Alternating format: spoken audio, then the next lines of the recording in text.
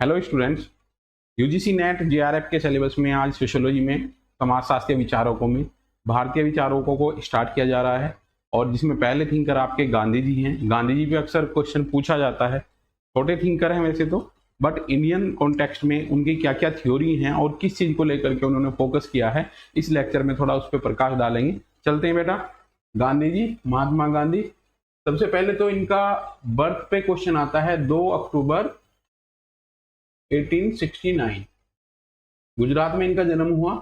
और 2 अक्टूबर पे डेज की अगर बात आए तो 2 अक्टूबर में अब स्वच्छता प्रोग्राम आपके चलते हैं। स्वच्छता दिवस के रूप में भी मनाया जाता है और इसमें हम स्कीम भी आपकी कई जोड़ेंगे, जिसमें मनरेगा आपकी बहुत इंपॉर्टेंट स्कीम है जो रूरल एरियाज में, भारत के रूरल एरियाज में आर्थिक क्षेत्र के लिए, सबलीकरण के लिए, लोगों के लिए चलाई जा रही है।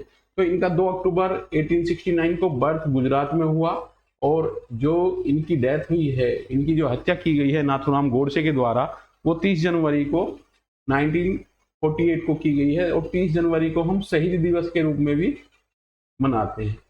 शहीद दिवस के रूप में भी मनाते हैं। बड़ा इंटरेस्टिंग पॉइंट है ये, क्योंकि नाथूराम गोडसे जिन्होंने इन्हें गोली मारी थी वो इनके बड़े प्रिय स्टूडेंट हुआ करते थे, शिष्य हुआ करते थे और इनकी एक एक पॉलिसी के बारे में उनको पता था। और उन्होंने इन्हें गोली मारने के बाद इनसे माफ़ी भी मांगी और उन्हें ये भी कहा कि आपकी जो मौत है वो भारत की हित में होगी। इस तरीके से स्टेटमेंट आपका दिया। और नाथूराम गोडसे का एक बहुत बड़ा पूरा जो बयान है जो आफ्टर डेथ उन्होंने कोर्ट में दिया कि मैंने गांधी को क्यों मारा, सरकार ने आज उसे बैन किया हुआ है। ठीक है बेटा, चलते हैं। कॉन्सेप्ट बहुत अच्छा है। अहिंसा की बात करते हैं, सत्य अहिंसा की बात करते हैं। अफ्रीका में भी इनका काफ़ी वर्क स्टार्ट हुआ, फिर भारत में आए। भारत में आने के बाद एक इंडियन मूवमेंट को इन्होंने लीड किया काफ़ी अच्छे तरीके से। बुक्स इंपोर्टेंट है। हिंद स्वराज 1906 की है, गुजराती में छपी थी। Third class in Indian railway 1917 का है। माई रिलीजन 1917, नैतिक धर्म 1921, सत्य के प्रयोग संक्षिप्त आत्मकथा है। ये इंपोर्टेंट है, अक्सर ये ज्यादातर पूछी जाती है। माई एक्सपेरिमेंट विद ट्रुथ, मेरे सत्य के प्रयोग, ये आपकी इंपोर्टेंट बुक है और अक्सर कॉम्पिटेटिव एग्जाम में पूछी जाती है। दक्षिण अफ्रीका में सत्याग्रह, जैसे मैंने अभी आपको बताया कि सत्याग्रह की स्टार्टिंग इनकी दक्षिण अफ्रीका से हुई थी। कन्वेस्ट ऑफ सेल्फ 1943 का है। Constructive programme, it's meaning and palace 1941 है।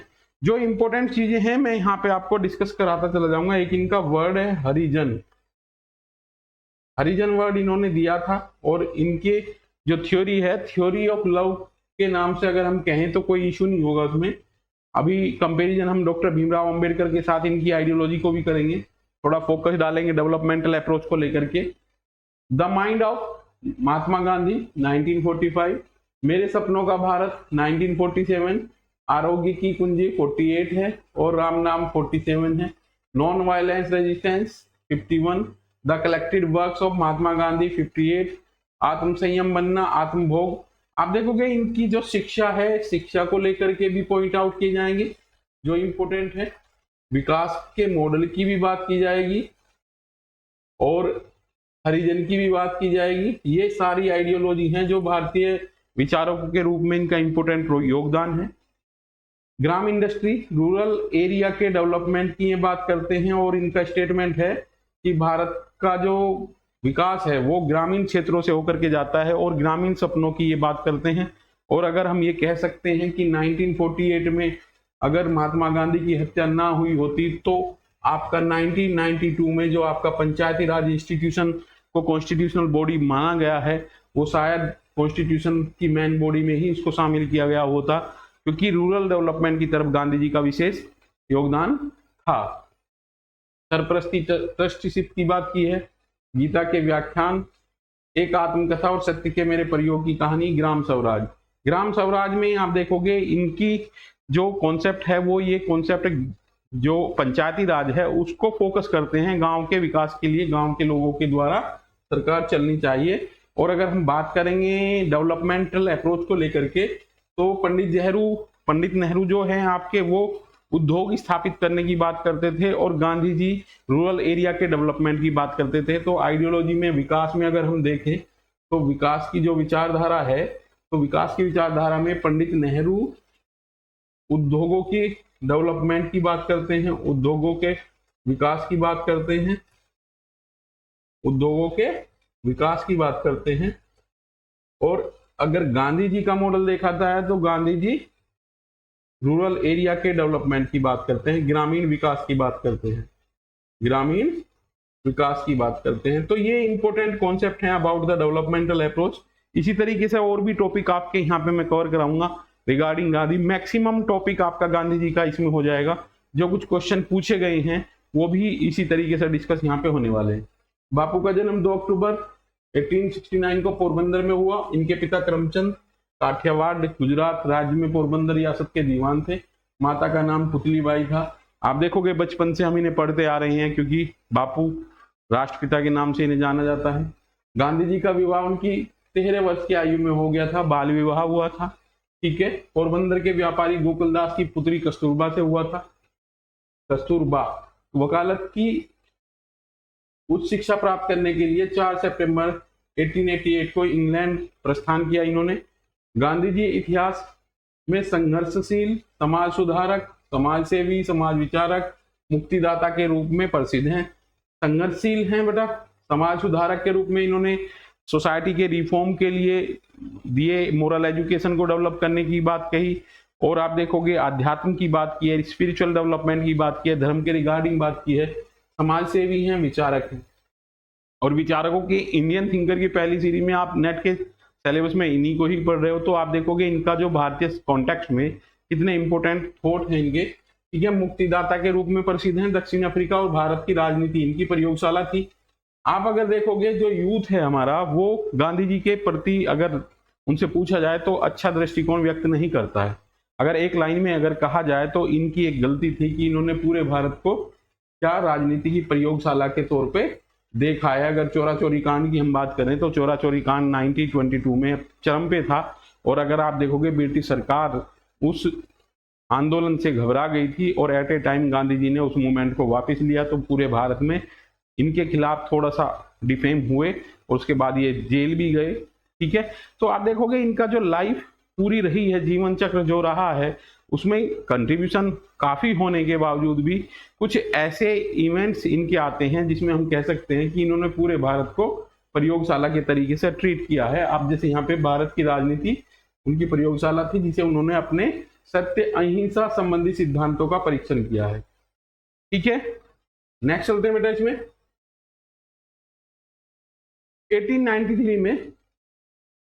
1893 से 1914 तक गांधी जी ने अफ्रीका में जातीय और रंगभेद नीति के विरुद्ध संघर्ष किया। आप देखोगे इनका जो एक्सपेरिमेंट है और जो इन्होंने वहां अनुभव किया साउथ अफ्रीका में, तो जो ब्रिटिश रूल था उसमें क्या है कि एक जो डिस्क्रिमिनेशन की बात थी उसको इन्होंने अच्छे से ऑब्जर्व किया। और आप देखोगे जो प्रतिबंध लगाए गए थे आम आदमी पे, उनके खिलाफ इन्होंने आवाज उठाई वहां पे। ठीक है, अफ्रीका में जातीय और रंगभेद नीति के विरुद्ध संघर्ष किया। इस दौरान कुछ घटनाएं ऐसी हुई जिन्होंने गांधी जी को झकझोर दिया। डरबन में एक न्यायालय में यूरोपियन मजिस्ट्रेट ने उन्हें अपनी पगड़ी उतारने के लिए कहा, यह भारतीय रीति के विरुद्ध था। अब आप देखोगे जब ये कोई इवेंट्स ऐसे होते हैं तो व्यक्ति के जो थॉट हैं वो डेवलप होते हैं और उनके खिलाफ वो आवाज उठाते हैं। इनका जो असहयोग आंदोलन का जो मॉडल है, इन्होंने जिन थिंकर को पढ़ा, जॉन रस्किन को पढ़ा, तो वहां से इनकी थ्योरी बोरो हुई है, इन्होंने अपने थॉट वहां से लिए हैं। गांधी जी की सादगी और धर्मपरायणता संबंधी विचार प्रभावित करते हैं, जो रस्किन की बुक अनटू द लास्ट ने और दृढ़ बना दिया। ये बुक का इन पे गहरा प्रभाव देखने को मिलता है और इनके विचार जो हैं यहां से प्रभावित होते हैं, थॉट इनके प्रभावित यहां से लगते हैं। ठीक है, नेक्स्ट चलते हैं बेटा रिलीजन ऑफ गांधी। गांधी जी ने स्वयं अपने बारे में यंग इंडिया की फेमस कीर्ति है। एक बार लिखा है कि अपने सार्वजनिक जीवन के आरंभ से ही मैंने कुछ कहा और जो कुछ किया है उसके पीछे धार्मिक चेतना और धार्मिक उद्देश्य रहा है। रिलीजन के प्रति इनका अच्छा काम है, नॉन वायलेंस, अहिंसा और सत्याग्रह। गांधी जी कहते हैं कि सच्ची अहिंसा भय नहीं प्रेम से जन्म लेती है, निस्सहायता नहीं सामर्थ्य से उत्पन्न होती है। अब आप देखोगे कि कोई व्यक्ति अगर कमजोर है और उसे कोई पीटता है और उसके प्रति अपना प्रत्युत्तर नहीं दे पा रहा है तो अहिंसा नहीं कहलाएगी। गांधी जी के पॉइंट ऑफ व्यू से अगर वह व्यक्ति सक्षम है प्रत्युत्तर देने के लिए फिर भी वो अहिंसा को एडेप्ट कर रहा है तो ये आपकी नॉन वायलेंस कहलाएगा। तो देखोगे नॉन वायलेंस पे इनका काफी वर्क है और इनका इतनी फेम है कि वर्ल्ड में इनकी थ्योरी जो है वो बड़ी फेमस हुई है। इनका एक स्टेटमेंट था कि गांधी जी अगर मरते हैं तो गांधीवाद हमेशा जिंदा रहेगा।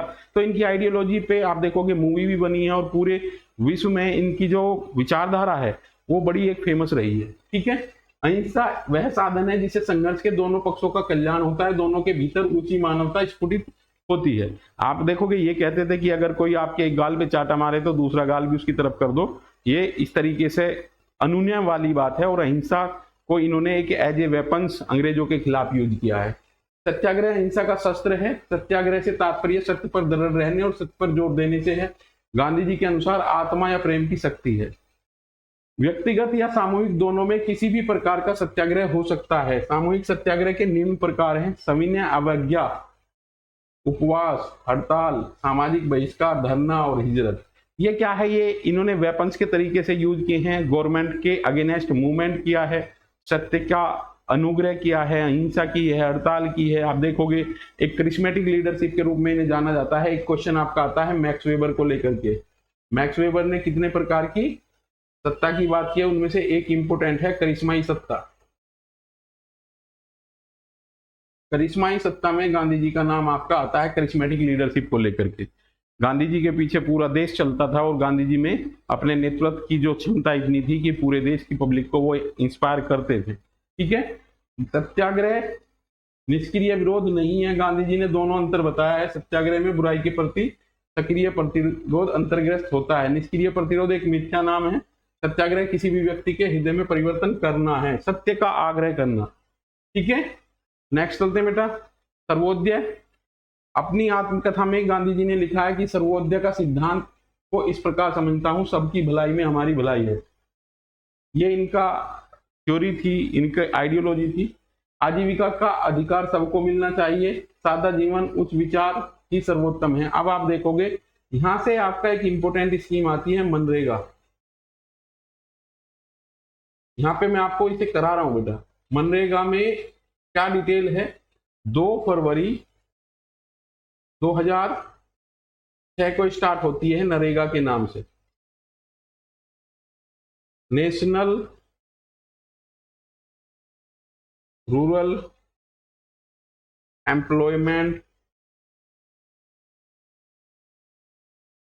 गारंटी स्कीम, गारंटी योजना। अब ये स्टार्ट होती है आपकी 2 फरवरी को, बट 2 अक्टूबर 2009 को at the time of birth of Gandhi ji, जब गांधी जी के हम जन्मदिन मना रहे थे तो इसे हमें मनरेगा में कन्वर्ट कर दिया और गांधी जी को इसे डिवोट कर दिया, क्योंकि आजीविका के अधिकार की बात करते हैं।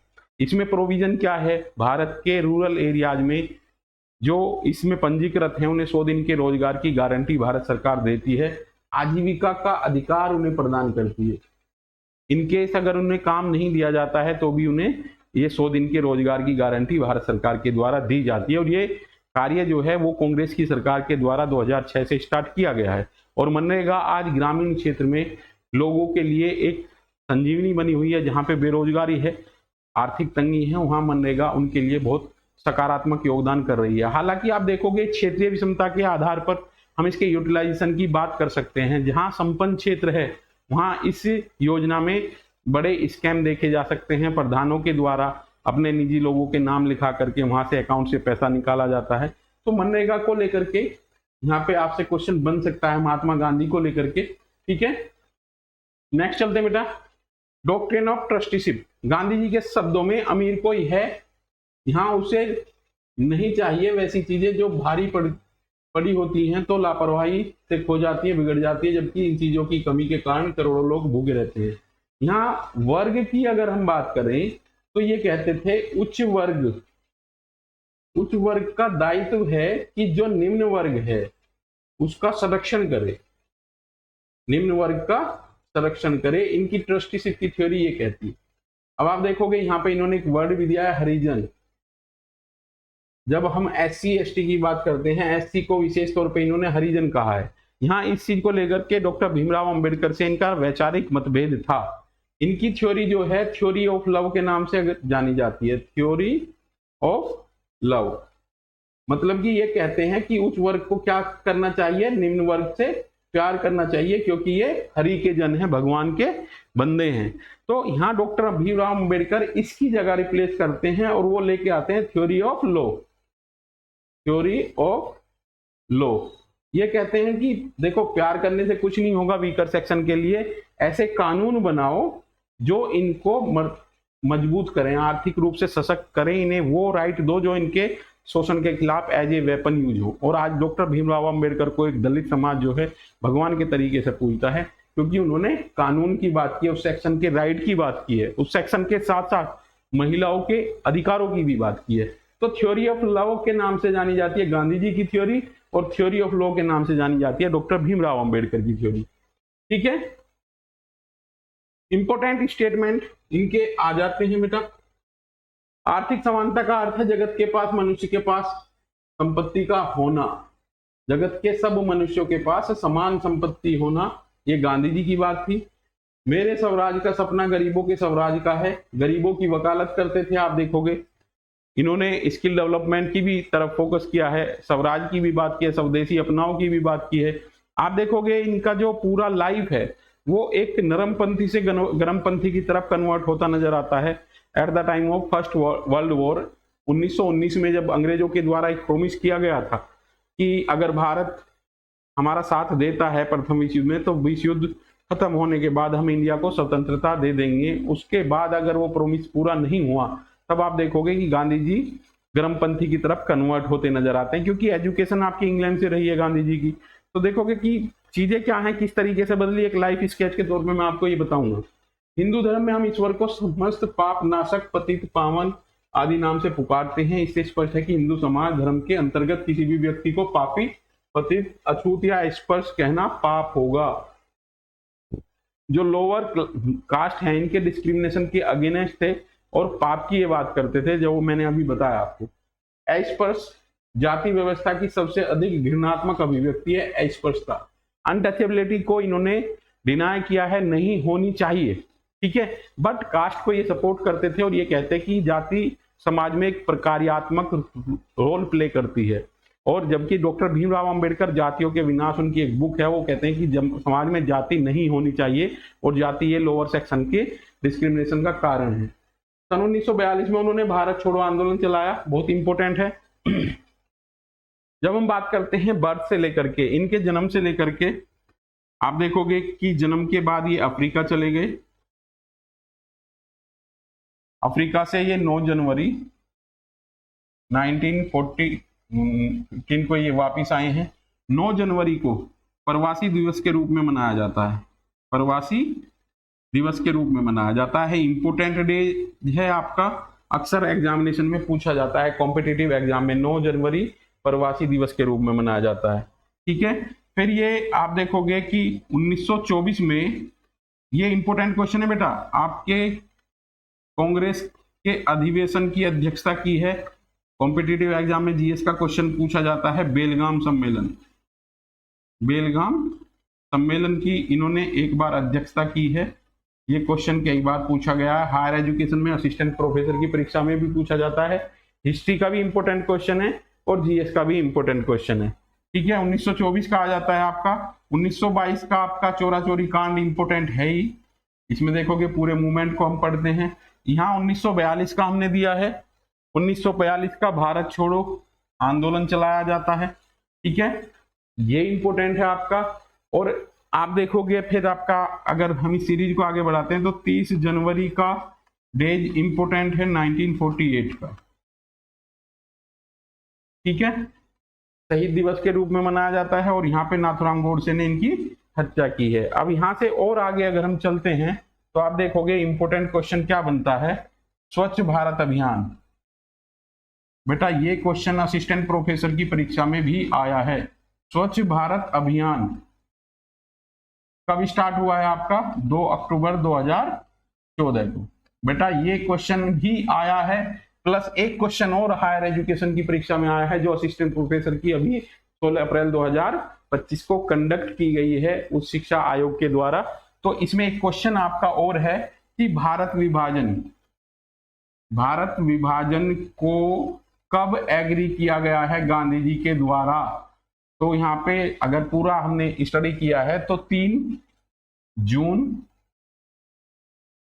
1948 की डेट आती है निकल के कि इस दिन कांग्रेसियों के द्वारा भारत विभाजन को अडेप्ट करने की बात की गई है गांधी जी के द्वारा। तो आप देखोगे ये इंपॉर्टेंट क्वेश्चन आपके आते हैं क्योंकि हिस्ट्री से बिलोंग करते हैं, आप विचारकों की बात करते हैं तो इन्होंने सोसाइटी को रिफॉर्म करने में क्या क्या चीजें हमारी काम आ सकती है उनको बात की है। नेक्स्ट चलते हैं आत्मनिर्भरता। अब आप देखोगे कि जब ब्रिटिश पीरियड था तो इनके कॉन्सेप्ट क्या थे कि ब्रिटिश सरकार को इनसे कई बार बड़ा लोहा मानना पड़ा इनका, और इन्हें मनु मौर्य के नाम से भी जाना जाता था। इनके जो थॉट थे उनसे ब्रिटिश सरकार डरती थी। आप देखोगे इनको नंगा फकीर भी कहा गया है, इनके बहुत उपनाम लिए गए हैं, इनके बिहार पर योजनाएं भी चली हैं, इनको एक आइडियोलॉजी के तौर पे भी माना जाता है। मुन्ना भाई एक मूवी आपकी आई है उसमें भी ये विचारधारा को अडेप्ट करने की बात करते हैं और बहुत से लोग सोसाइटी में इनकी आइडियोलॉजी को फॉलो करते हैं। ठीक है, आत्मनिर्भरता, सामाजिक भेदभाव से मुक्ति, आर्थिक शोषण का अंत, विचार और क्रम दोनों से, सत्यनिष्ठा, असहयोग और नागरिक अवज्ञा जन आंदोलन के रूप में प्रयोग किए हैं। एक अविभाजनीय समष्टि के रूप में संपूर्ण मानवता में अटूट विश्वास, मानवता में अटूट विश्वास, ह्यूमैनिटेरियनिज्म की बात करते हैं, मानव धर्म की बात करते हैं, ईश्वर के अस्तित्व में आस्था, ग्राम स्वराज के अतिरिक्त उन्होंने ट्रस्टीशिप का विचार दिया है, समाज सुधारक हैं, सोशल रिफॉर्मर हैं और उन्होंने रचनात्मक कार्य, अधिकार, कर्तव्य में संतुलन पर जोर जैसी अनेक बातें जो उनके जीवन दर्शन का प्रमुख आधार रही है। ये इनके की कॉन्सेप्ट हैं बेटा, जो इनके जो पूरी लाइफ में इनके विचार का आधार बने हैं। ठीक है, गांधी जी ने जाति को मूलतः श्रम विभाजन का एक तरीका माना है। अभी मैंने बात की थी डॉक्टर भीमराव अंबेडकर के थॉट एंड गांधी जी के थॉट में क्या डिफरेंस है। ये इन्हें श्रम विभाजन का तरीका मानते हैं। उनके अनुसार असमानता और अस्पृश्यता तो बाद में उत्पन्न हुई विकृतियां हैं, अतः गांधी जी मूलतः जाति व्यवस्था की समाप्ति के पक्ष में नहीं थे। ये इंपोर्टेंट क्वेश्चन है आपका। अपितु वे एक आदर्श व्यवस्था के रूप में इसे सुधार करने के पक्ष में थे। सामाजिक संतुलन को बनाए रखने के लिए गांधी जी जाति व्यवस्था को आवश्यक मानते थे। ठीक है बेटा, आप देखोगे तो कभी कभी क्वेश्चन में ये विचारधारा को लेकर के आपके क्वेश्चन पूछे जा सकते हैं। मैक्स वेबर की शब्दावली में गांधी करिश्माई गुणों से संपन्न एक ऐसे व्यक्ति थे, उनके अनुसार धर्म एक ही लक्ष्य पर पहुंचने के भिन्न भिन्न रास्ते हैं। ये कोटेशन आपकी इंपोर्टेंट है, भिन्न रास्ते अपनाते हैं, यदि अंततः हम एक ही बिंदु पर पहुंचते हैं तो वास्तव में जितने व्यक्ति हैं उतने धर्म हैं।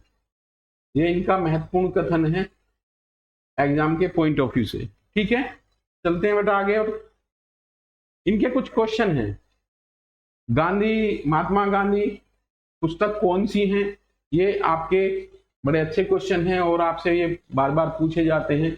इंपोर्टेंट बुक बार बार पूछी जाती है, माई एक्सपेरिमेंट विद ट्रूथ, मेरे सत्य के प्रयोग। इनमें आप देखोगे कि गांधी जी का जो व्यवहार है और गांधी जी जो अपने व्यवहारिक दैनिक जीवन की बात करते हैं तो इनके एक्सपेरिमेंट जो हैं, जो अहिंसा पर, सत्य पर और ब्रह्मचर्य पर इन्होंने किए हैं, उनका डिस्क्रिप्शन इसमें देखने को मिलता है।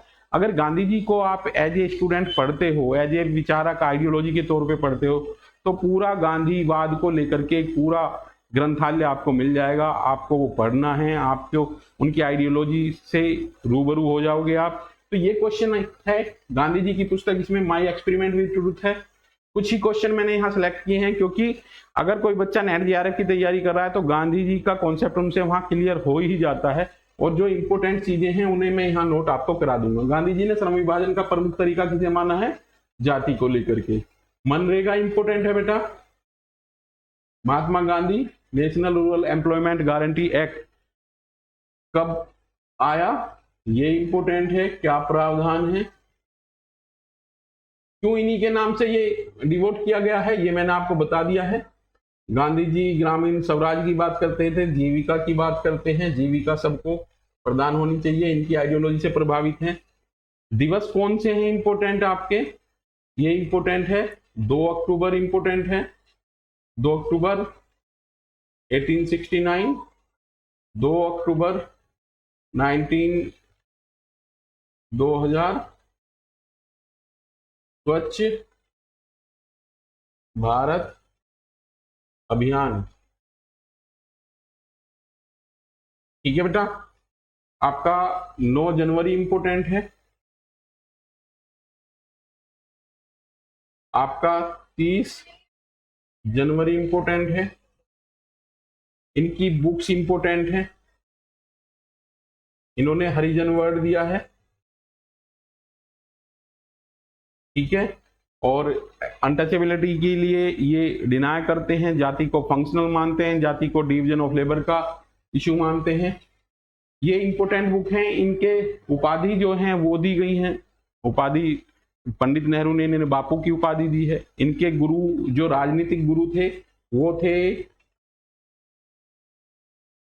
गोपाल कृष्ण गोखले, गोपाल कृष्ण गोखले।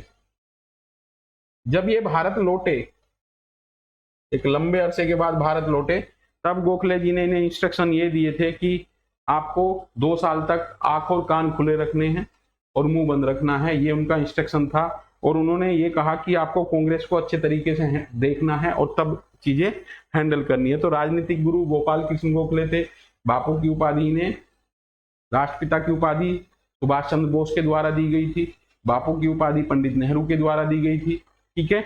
ब्रिटिश सरकार ने भी इन्हें नाइटहुड की उपाधि दी थी, जो इन्होंने 1919 के आसपास वापस की थी जलियांवाला बाग के विरोध में, ठीक है। तो ये कुछ इंपोर्टेंट पॉइंट हैं जो आपको नोट करने हैं और गांधी जी से क्वेश्चन आपके बनते हैं, ठीक है बेटा। चलते हैं आगे, क्वेश्चन देखो एक बार और।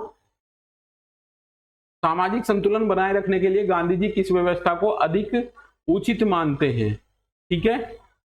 किस व्यवस्था को उचित मानेंगे तो आप देखोगे ये सामाजिक व्यवस्था की बात करते हैं, इक्वलिटी की बात करते हैं, संसाधनों की इक्वलिटी की बात करते हैं। तो सामाजिक व्यवस्था को उचित मानते हैं सामाजिक को लेकर के, ठीक है बेटा। क्वेश्चन नंबर नेक्स्ट है आपका, कुलियों का वकील कहकर किसे संबोधित किया गया, गांधी जी को। गांधी जी को कुलियों का वकील, मनु मौजिया, नंगा फकीर, ये इनके स्टेटमेंट है। मनु मौजिया भी इन्हें बोला गया है, इनको नंगा फकीर भी कहा गया है। इनके जो काम स्टार्ट होता है वो आपका अहमदाबाद के मिल से होता है, वहां पे सबसे पहली बार इन्हें देशद्रोह का इनका मुकदमा लगता है।